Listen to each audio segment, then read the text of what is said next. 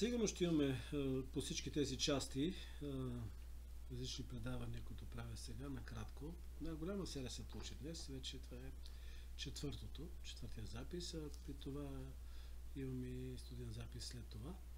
Но като е тръгнало, нека да върви и слава на Бога. Отдавна имах насред за да направя тези предавания, тези записи, макар че не съм, виждате колко е изчерпателен, но все пак се отваря тема и обяснявам някои неща. Сега бих искал да спомена относно финансирането на списание Божия Любов. Значи нямаме спонсор, някой, който нещо имаше по някакъв път така през годините имало хора, които мислят, че някой ни дава парите да го правим и ние просто да го изпълняваме. Не. Всичко се прави с много жертви, целият екип на Божия Любов е невероятно благословен. Хора, които жертват от себе си, за да може да върви Божието дело. И разбира се, парите първят от нас самите. Когато започна списание Божия Любов, аз бях в Полската църква в Атина, сам, българин. И когато Бог ми даде това видение с писание, по-късно бяхме в тази църква 5-6 човека българи, но естествено, когато започна да списанието, кой да го финансира, след като е моя идея. Бог ми даде видението, нито съм чувал тогава за партньори, нито за дарители, абсолютно.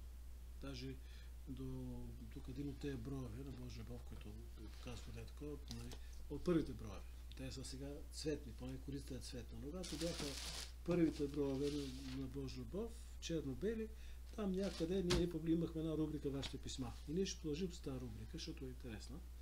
Разбира се, писма, които са насърчителни за останалите, които има, ние там не споделяме неща, които са ни споделени доверително. Просто използваме неща, които са ценни за другите пасажи. И в едно от писмата пишеше, мисля, че беше един пастор от Пазарджик, преди много години, говорим за 90-те години, ни беше писал: брат Кира, 2 пъти прочетах списанието и търсих напред и назад и прелиствах и така. Никъде не видях възможност за дарение. Той му казах: брат, мисля, че се казваше Георги. Няма как да го намериш, защото нямаше опция за дарение. И сега не използваме много, не даваме много информация за дарение. Сега не използваме.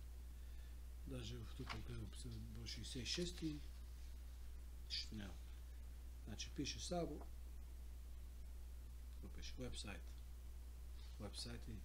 и който може там да намери. Тоест, хубаво да се дава информация, разбира се, брой, най-новия брой, 67 и в него каква информация имаше. Може би е добре да се публикува цялото.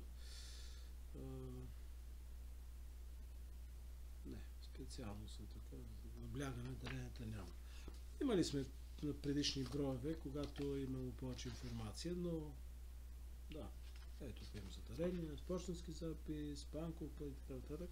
На интернет страница на Божия Любов има информация. Може би е добре да слага в списанието също във всеки брой пълната информация, защото не всеки може да отиде на уебсайт. Някои хора не ползват и компютри. Различни хора. Не е толкова важно да се ползват компютри. Важното е как започва да се финансира списание на Божия Любов. Разбира се, първите 4 броя, които излязоха, бяха финансирани от мен самия.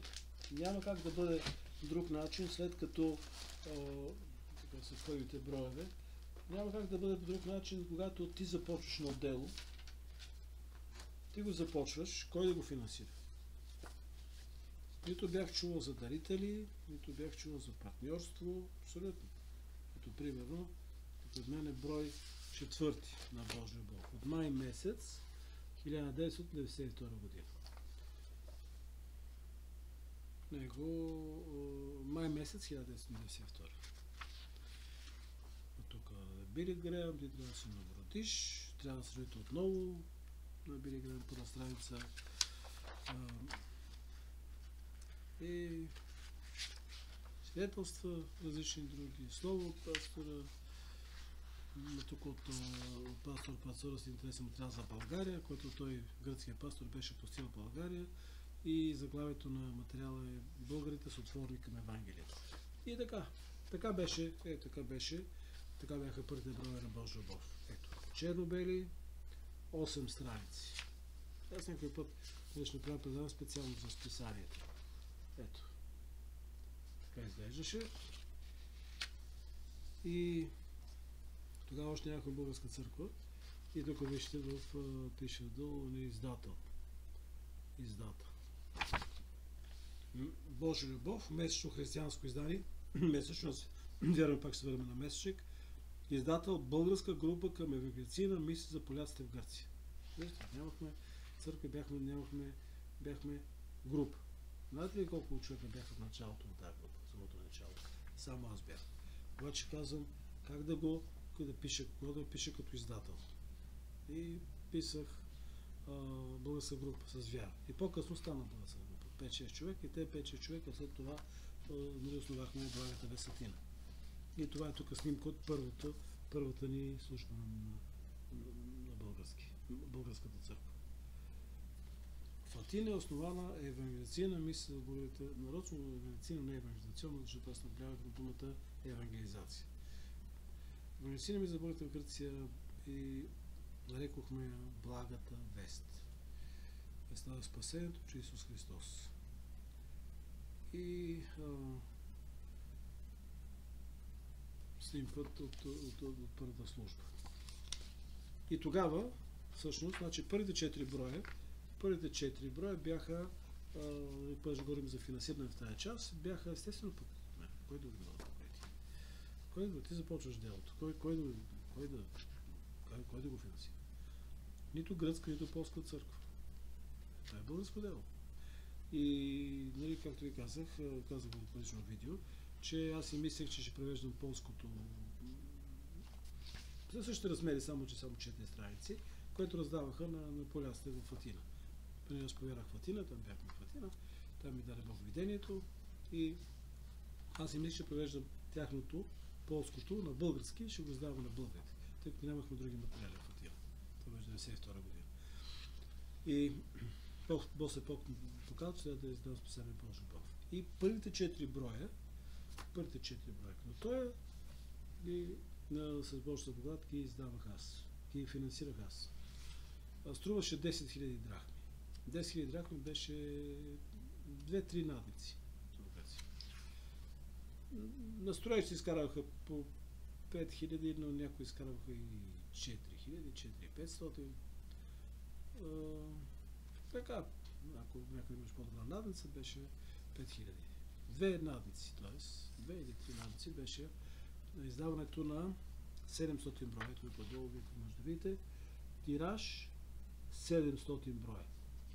Толкова можех да издавам сам. И за първи път списанието започна да се финансира от нашата българска църква в Атина от този брой 5. От 5-я брой. От този. Когато писах, че е българска група. Още току-що бяхме основали. Бяхме започнали. 5 души бяхме в тази българска църква. И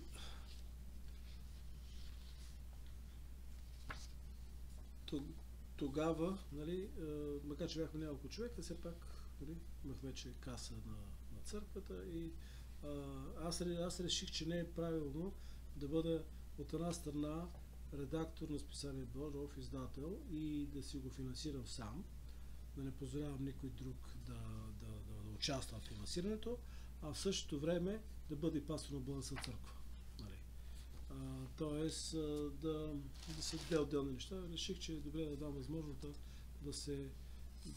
да се финансира от църквата. И така стана. Вижте какъв беше надпис. Нямахме тогава компютър и това нещо правим на ръка. Божия любов. По този начин. Докато дойде един момент, това е правил на ръка. Докато е един момент, когато един брат от Пловдив ни направи буквите на компютър. И тогава започна да бъде така. тези от вас, които изпълнят списанието от тези години, той ми прави на компютър. И списанието се правеше на бял монтаж. Бели листа, лепяхме снимките, текстовете и след това те правиха филм от това и го издаваха. Така че по този начин. Разбира се, когато вече, нали, тук вече пише по друг начин, ето вижте, Божия любов, данните, ако може да спрете на кадър да видите, нали, повече информация. Пише така: Божия любов, месечно християнско списание, вярвам, че пак се върна месечник, издател, евангелизационна мисия за българите в Гърция, Благата вест. Редактор Кирил Попов и така нататък. Безплатен момент, тираж 1000. Тук вече като църква бяхме направили, че тираж 1000, но също така и повече страници. Спомните си, когато аз започнах да издавам списанието, беше с 8 страници. Формата му е B5. Защо B5 така издаваха поляците и аз копирах от тях. B5 е малко по-малко от А4. И вижте, вече това е брой 22, който покрива април, май, юни, юли 1994 година. Страниците вече са 32. Ето. Тук на страница е 30. 31 е зад 32 страници. И първото дарение, което получихме за Божия любов, беше от една сестра. Трябва да казвам имена, също не съм нали, нямам разрешението за това. Една сестра, която по-късно става чудесен евангелизатор в нашата църква. Тя също самото начало беше Бог изцели и имахме много силно инвестиционно служение чрез нея. Така че така идваха хора в църквата. И тя даде първото дарение. Първото дарение, което Божия Бог получи, беше тогава, не знам дали за кой брой беше, но беше дарение. Първото дарение, 10 000 драхми беше. 10 000. Мисля, че ме попита, беше опитал колко по принцип, трябва да не си спомням, но във всеки случай беше 10 000 драхми. Тоест 2-3 надници, което не е малко. Това, примерно, дроното сега, примерно, ако е $150, примерно, надниците или 100, 3 по 100, $300 или 450. Тоест не са малко пари. 2-3 надници не са изобщо малко пари. А после, нали, този пастор от Пазарджик, който ми беше писал и който ни казваше, никъде не видях, аз ще ви покажа къде, в кой брой беше, защото ето тук, примерно, в брой 9 от октомври 1992 година. Ето го виждате, имаше писма от България. Започва първата страница. Най-различни свидетелства, писмата. Непрекъснато имах да отговарям на 50 писма. В една папка пазех получените писма. Непрекъснато тъкмо отговаря на 20 писма и после дойдат нови. И непрекъснато имах да отговарям, да се казва, на 50 писма. Но давах отговор на всички. Лично нямаше писмо, което да не получи отговор. Списание Божия Бог 9 брой. После рубриката озаглавихме вашите писма. Може би вие знаете. Нали, имаше вече даже едно лого за вашите писма. Да. Всъщност изпълнително време. Марк Дилев. Имаше, направихме на така специално лого за вашите писма, рубриката вашите писма. Последно време не сме имали от тази рубрика, не сме публикували, но ще продължим с това. И така, че списанието до днешно време, пак никога няма гарантирано, нали, как ще дойдат средства, макар че сега вече имаме партньори. Хора, които месечно изпращат определена сума. Има нужда от много повече партньори. Съм много благодарен на тези партньори, които са сега изключително ценни. Дарители имаме също, значи разлика между партньори и дарители е тази, че партньорите изпращат всеки месец определена сума. Дарителите, те разбира се могат да изпращат и по-голяма сума, отколкото, нали, малка голяма. Няма малка сума по принцип. Всяка сума е скъпоценна. Партньорите са месечни партньори, дарителите са когато могат и когато искат. Но слава на Бога са тези партньори и дарители. Някои църкви също така ни помагат. Има нужда от много повече партньори, тъй като особено ако бъде месец, ако искам да бъде месечник, разходите са големи, никога не са гарантирани приходите. Разходите са гарантирани, но приходите не са. Има нужда от много партньори. Аз дори бих така, аз не мога да го казвам, не мога да го, не знам, предлагам този начин, но всички да участваме с което можем. Всички да участваме с което можем. Аз ще в друго видео ще направя относно бройката. Защото когато списанието започне да излиза, всеки получаваше по една. Сега може да получават и повече. Това ще го направя отделно, макар че го споменаваме и тук. Че може да получите повече бройки на свое име. Не сте задължени да давате дарения, не сте задължени да бъдете партньори. Просто това ще го говорим друг път относно бройката списания, които може да получите. Но за вашето списание, пък дори за отпителната бройка, ние не таксуваме, не изискваме, няма цена. Имаше в известен период от време, когато беше списанието с платен абонамент. Това беше между 2002 и 2016 година, когато два пъти абонаментът беше въвеждан и отменен. И сега вече напълно отменен.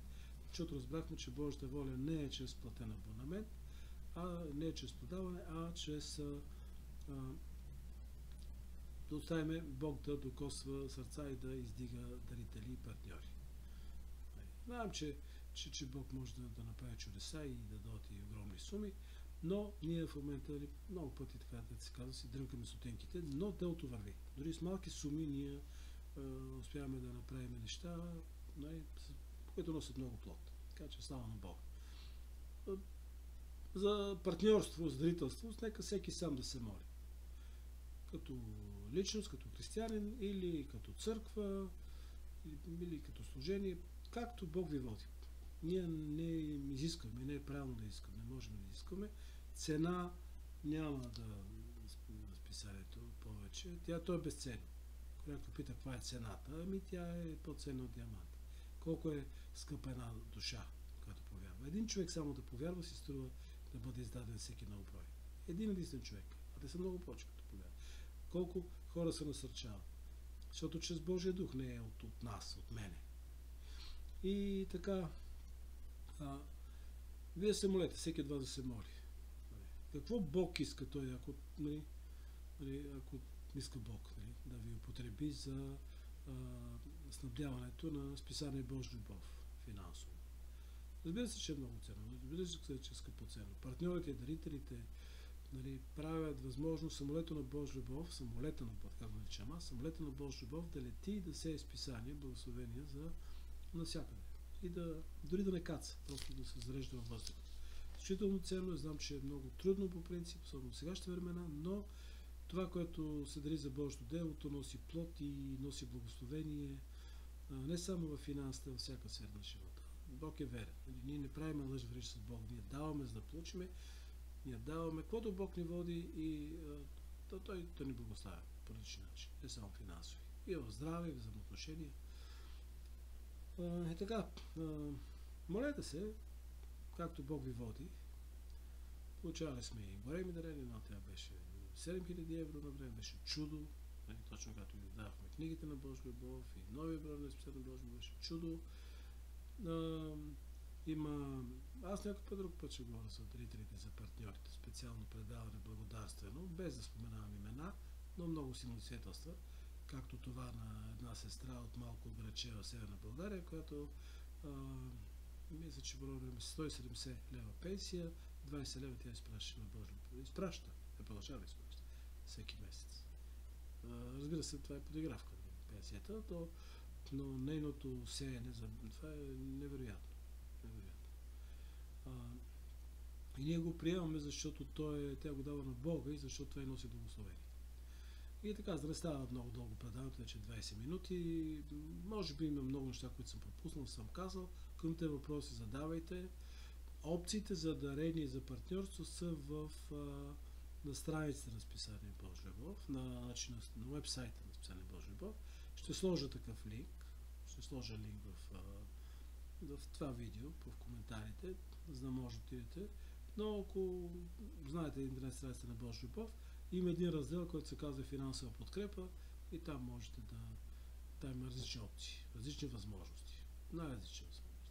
EasyPay, банков път, почтенски запис, от България, от Канада, от Америка,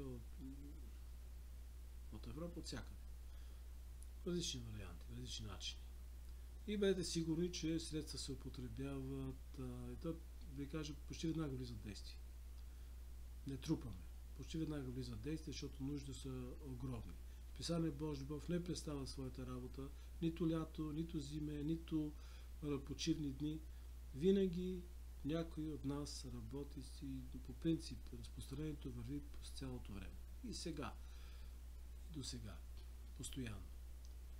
И финансите, които получаваме, даренията, финансовата подкрепа изключително много ни помагат. Просто освежават душите ни. Няма как да направиш дело, чух, че някой известен организатор е казал: имаш пари, имаш служение, нямаш пари, нямаш служение. Трудно го приемат точно по този начин, но действително са много важни финансите. Разбира се, финансите не са просто пари. Те са много повече от това. Те са самият човек влага себе, защото той е работил за тези пари. Той е жертва от себе си. Така че дава частица от себе си. Много сме благодарни на всички вас. Никой не се чувства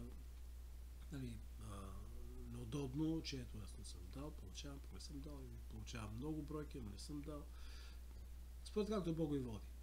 Ние работим според метода на Първата църква. Първата църква, знаете, християните бяха заедно и всеки носеше каквото иска и може и го слагаха в нозете на апостолите.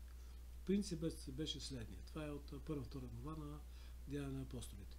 Принципът беше следния. Всеки му според нуждите, а всеки според възможностите и желанието си.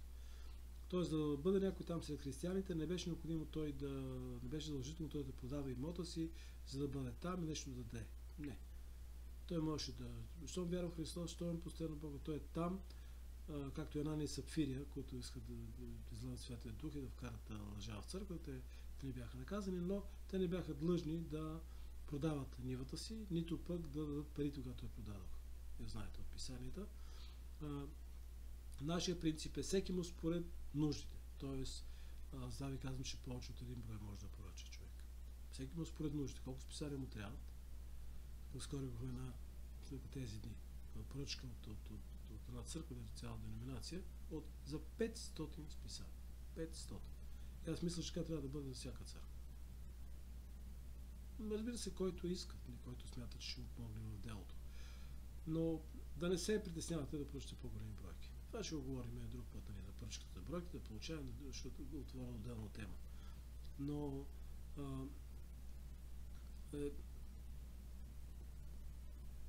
ценно много. Много е ценно да се работим в това. Никой не се чувства неудобно, дали е дал, дали не е дал. Ние събираме поръчки относно това колко бройки желаят християни, църкви, служения, колко бройки. Слагаме в програмата Excel, тя веднага смята колко са бройки на поръчката. Във втората колонка, ако някой е обещал дарение или партньорство, ако не е длъжно, ако някой е обещал, ние го вписваме там, така че колонката показва веднага долу колко са парите, с които разполагаме. Нямам нищо гарантирано, както за новия 68 брой, нямам нищо гарантирано, но едно е гарантирано, Бог е с нас и Бог ще направи възможното да излезе и в максимално голям тираж. Аз вярвам, че Божията воля за списание Божия любов е тиража да бъде 50 000. Аз съм разказвал тази история, някой път пак ще ви разкажа, не днес, но вярвам, че Божията воля е да бъде списанието с тираж 50 000 и това изобщо не е много. Все пак, макар че България намаля като численост на населението, все пак сме милиони. И 50 000 не е чак толкова. Би било добре да бъде във всеки дом. Ние говорим за списанието, защото това, което Бог не е дал да правим. Разбирате, не, че то е главното. Списанието не е Библията. то е по Библията. Слава на Бога. И то е благовестие, и то е за насърчение. Така че всеки му според нужда, по списание колкото иска, всеки, който може, ако иска и ако иска така. Нали, не поставяме никакви условия. Но искам много да благодаря на всички партньори и дарители. Има някои дарители, които са от много години да кажат. Писанието на 33 години, има някои, които са от 30 години дарители. Бог да ви благослови. Изключително ценни са тези дарения и съм много благодарен и съм много радостен за всички души, които Бог докосва чрез списанието. Благославям ви, благодаря ви. Сигурно съм бил съвсем изчерпателен, макар че 26 минути вече минават, както започнах това предаване за финансирането на Божия любов. Бог да ви благослови. Ако имате въпроси, веднага бих отговорил. Бог да бъде с вас.